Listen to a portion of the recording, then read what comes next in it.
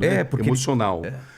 E eu comecei, enfim, na Globo, por exemplo, eu fui o repórter mais jovem da história da Globo com 17 anos. Eu comecei 17 numa anos. rádio, né, do interior, com 16 anos, num jornal, né, chama Jornal do Povo, ali em Piracicaba, e eu fui uma revelação no interior. Mas Com você 17, eu nasci nasceu em lá mesmo em Piracicaba. Piracicaba? Nasci e morei até 17 anos em Piracicaba. Com 17, a Globo me contratou. Como foi isso? Porque o meu trabalho começou a chamar atenção, porque eu era aquele cara que fazia as perguntas que todo mundo tinha medo. Qualquer coisa, Com eu era 17 menor de anos. idade. Com 16 anos, eu comecei com 16. 16! E meti o microfone. Exatamente. Eu sempre gostei de composição, né? Na época, Sei. as aulas de redação se chamava aula de composição, né? Sempre gostei de contar histórias e sempre era aquele cara que era convidado para as festas do Centro Cívico, 7 de setembro, 15 de novembro, né? Eu era Sei. o orador da turma. E sempre gostei muito de ouvir rádio e sempre gostei muito de ler. Então, os professores me convidaram para disputar a chapa do Centro Cívico de um dos colégios mais tradicionais de Piracicaba, um colégio público. Sei. Uma época em que o colégio público tinha tanto valor, né? O Surminúcio de Piracicaba. E aí eu fui divulgar os nossos planos, né, para que os alunos votassem em nós e fiquei absolutamente apaixonado. Se você comparar esse seu estúdio, que é uma ilha da fantasia, né? Isso aqui é um admirável mundo novo, estou aqui abismado, né? Câmera para Fascinado. tudo quanto é lado. Nossa, né? é incrível. Isso aqui é uma fábrica de criatividade, né? Cada objeto tem uma história Exatamente. e permite mil elucubrações. Mas, enfim, se você comparasse aquele estúdio com isso daqui, era algo totalmente assim, acanhado, muito As pequeno câmeras eram mesmo. grandes. Mas para mim era um admirável mundo novo. Era uma rádio, né, do interior, estamos falando de 1977, quando eu comecei em rádio.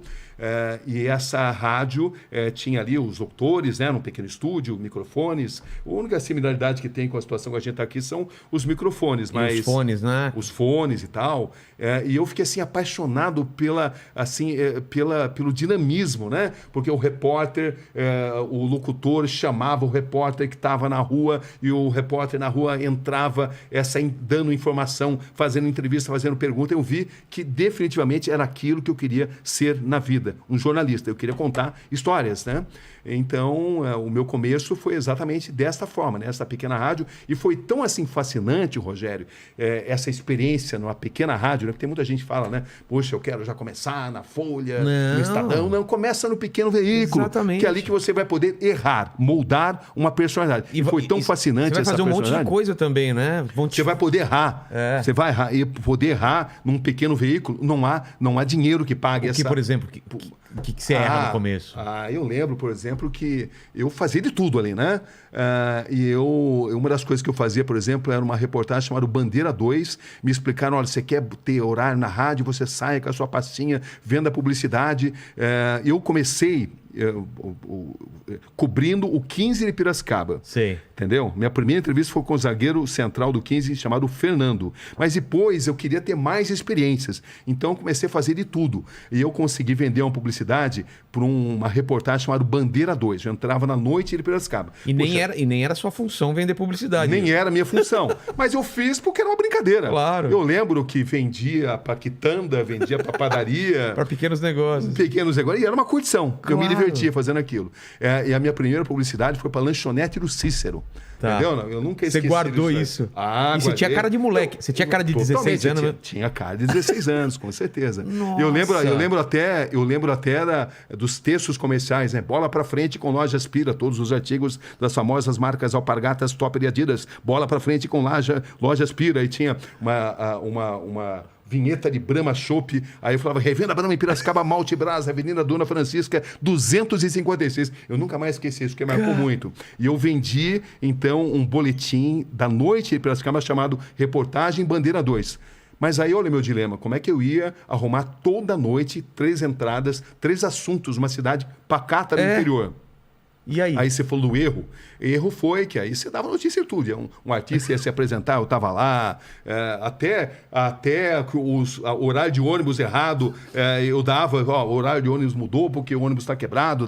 Você tinha que arrumar um assunto. E eu me lembro que, às vezes, você tinha que fazer noticiário policial. E eu lembro que eu chamei um suspeito de meliante. Entendeu? Caramba. Entendeu? Foi um erro. Tinha 16 anos, 16 né? anos, Eu tinha que falar suspeito. Em vez de suspeito, eu falei os meliantes. Entendeu? E o cara ligou pra rádio e, enfim, e o dono da rádio quase me demitiu. Entendeu? Por causa disso. Então eu lembro.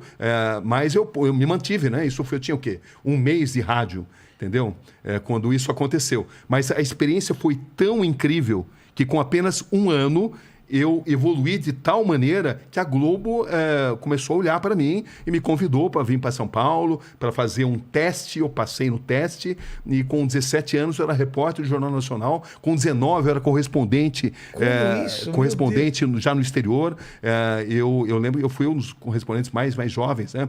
Porque eu cobri, aliás, com 19 eu cobri fiz a minha primeira cobertura internacional na Argentina, um jogo Brasil e Argentina. E com 22 anos eu fui o mais jovem correspondente em Nova York, com Paulo Francis, com Hélio Costa, com o Lucas Mendes. Tudo aconteceu assim muito rapidamente, muito precocemente. Deixa eu entender, voltando um pouquinho. Você era criança, você já queria ser repórter, jornalista ou não? Uma coisa que aconteceu? Olha, eu sempre gostei muito de contar histórias, sempre me destacava nas aulas de redação. Tá. Entendeu? Né? Então, eu gostava de falar, era sempre escolhido para as festas de centro cívico, conforme eu contei. Mas quando eu entrei naquela rádio, eu decidi que eu queria ser um repórter, porque eu fiquei fascinado com a possibilidade de você fazer entrevistas e de contar histórias das pessoas. Contar histórias das pessoas é um dos maiores privilégios que um ser humano pode ter. E eu parto do pressuposto, hoje, com tantos anos e experiência, que todo ser humano dá um livro. E que não existem limites, não existem regras de quem pode e quem não pode ir à entrevista, né? Porque tem gente que acha que você não pode entrevistar palco, todo mundo, que você vai glamorizar. Eu lembro, por exemplo, de um secretário de segurança de São Paulo que ele dizia, olha, se você entrevistar um criminoso no PCC, você vai glamorizar o crime, é um absurdo isso, né? Até se descobrir que esse secretário de segurança, que não vou revelar o nome aqui, mas ele tinha relações incestuosas com o crime organizado. Por isso que ele não queria, né? Era por isso que ele não queria. Então, eu acho que